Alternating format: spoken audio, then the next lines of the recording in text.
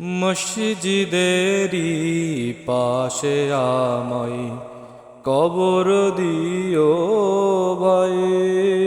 মসজিদেরই পাশে আমায় কবর দিও ভাই।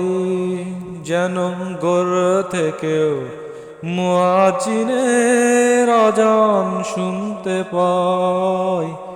আমার গোরের পাশ দিয়ে ভাই নামাজিরা যাবে, পবিত্র সেই পায়ের ধ্বনি এ বান্দা শুনতে পাবে।